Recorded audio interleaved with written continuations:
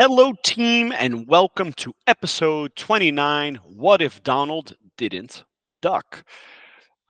If you are following these classes live, last Saturday was the assassination attempt of Mr. Donald Trump, and I'm going to be using this to talk about what if. Now, I will already give you a clue. There is something grammatically incorrect with this title. What if Donald didn't duck? If you're confused, remember that duck can be the animal, bam, bam, but it can also mean to dodge something. So, what if Donald didn't duck? If you can already tell me what is wrong with this title, perfect. Thank you, and you can teach the next class. But if not, stay tuned and try to answer this question after I explain the difference between the second and third conditional. All right, team, so here we go. These last few weeks, the theme in our house has been parallel universes. We saw the movie Everything Everywhere All at Once. I do not know how it won the Oscar. It does not deserve the Oscar. I finished reading the book, The Midnight Library.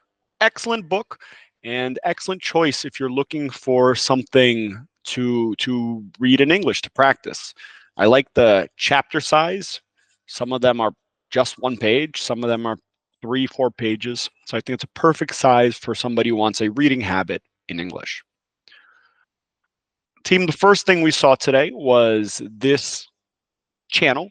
Well, it's a playlist in a channel, BBC English, and it's called 6-Minute English. So I think it's the perfect size if you feel that you need to practice your listening. Each episode is about 6 minutes. There are over 350 episodes.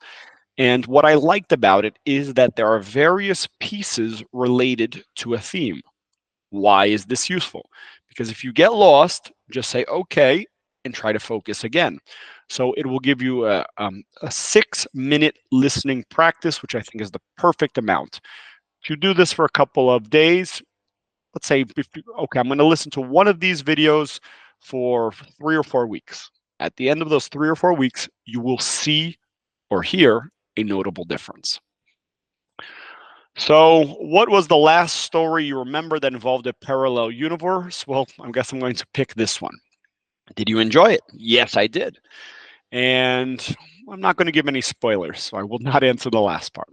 But, team, here is the meat of our class, and it's about the second and third conditionals. I have been teaching English for a long time now, and I still think that something's off. When they created English, I think they didn't know what to do because there's something that, at least to me, does not make sense. So, first of all, the second conditional. And what is the second conditional? It is what if for hypothetical or unreal situations in the present or future. If I won the lottery, I have not won the lottery, but I can buy a ticket, and I might win.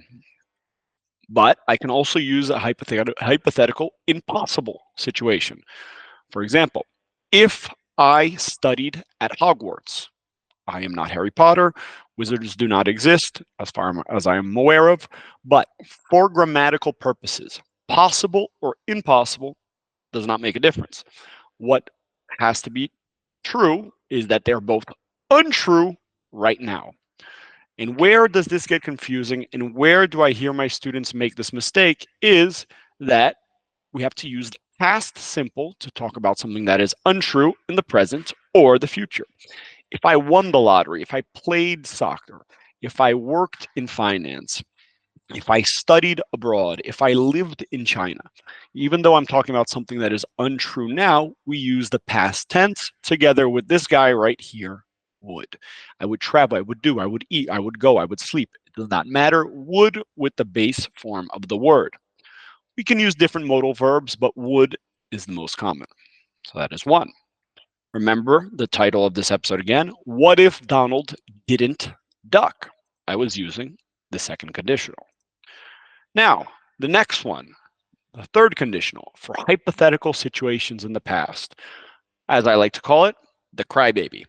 So, what if this had happened? And in this case, when you are talking about a situation in the past that you cannot change, you need to add had. So imagine I had a test yesterday, a math test, a final math test, and I'm worried. I don't know. I don't think I did very well.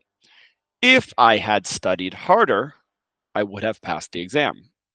Now, let me ask you, is there a way for me to change the grade of the test yesterday? No, I mean, unless I'm like 007, I sneak in and I change the grades. So when we are talking about a hypothetical situation in the past, something that has already happened, that is done, we need to use had. If I had studied, if I had played, if I had gone, if I had eaten, together with would have. So remember, after would, we always have the base form of the verb. So would have, no would has, no would had. Would have passed, would have played, would have gone, would have been, would have done. Here is where you'll have your variation using the past participle. So we have the second conditional, we have the third conditional. And while I don't think it will be a communication error, I think it is relevant, and I think it's a great way to practice English with these what if questions. So, team, back to the original question, is what if Donald didn't duck grammatically correct? And, well, I already told you it's not correct, but what is the correct way to say this? If you figured it out, congratulations, you won today's grand prize. But either way, here are some questions that I found for you to practice. Um, Remember, this is English class. You can answer as you can give silly answers, you can give real answers. Both are fine. My recommendation: focus on your woulds, your would haves, because that is what I would like you to take away. All right. So let me pick a good one. What if the smartphone hadn't been invented?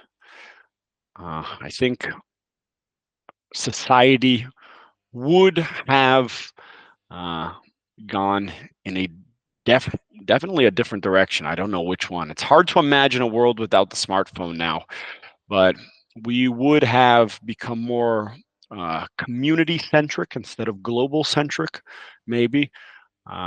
We would have, um, well, I'm going to go with that. That's my answer. It's a hard one. See, English class is difficult for many reasons, not just because of the English. Let me answer another one. Hmm. If you could have a silly superpower, what would you choose? If I could have a silly superpower, I would like to be able to remember everybody who cuts me off in traffic so that I can see them later. No, I'm kidding. I would like a silly superpower. I would like to be able to fall asleep instantly. I think that's a very useful superpower. That's my pick. And Midnight Library, my 5-star recommendation of the week. If you already are very comfortable reading in English, good choice. You'll read it quickly. If you are looking for a reading habit in English, I recommend it as well. Try to read 1-2 pages a day, and I think after a few pages, you'll enjoy it and start reading more. And I've noticed that sometimes people need to force themselves to read X amount of pages, but if you find the appropriate book for you, you will forget about this number very quickly and enjoy the reading process. What was an important choice that, had you made it differently, would have drastically changed your life? I think for me, the big one would be moving to Brazil.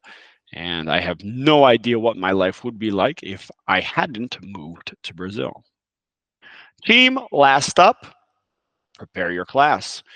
We've been discussing this over the last few weeks. Next class is the big day.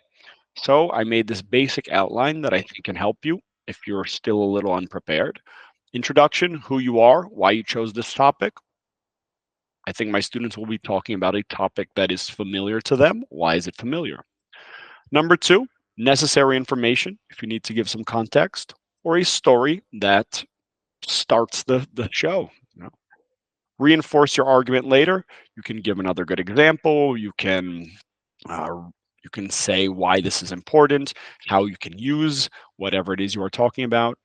A curiosity, I like to think about this as something most people don't know or ignore. about the topic. Last up, your CTA, your call to action. What should they do next? What do you want them to remember about your class? And remember, this will the purpose of this class is for you to feel a little bit nervous, a little bit uncomfortable, to get a bit out of your comfort zone so that when real life comes knocking at your door, you feel comfortable. So pick somebody to come watch you. I guarantee you nothing bad will happen. Nothing has ever happened of the sort unless a lightning bolt comes in out of the sky all of a sudden. And uh, as far as I'm aware of, this has never happened in any, at least not in my English classes. So team, take 10 minutes, prepare yourself so that you don't sweat too much while giving your presentation. Team, that's it. Thank you, and I hope to see you in class with a buddy.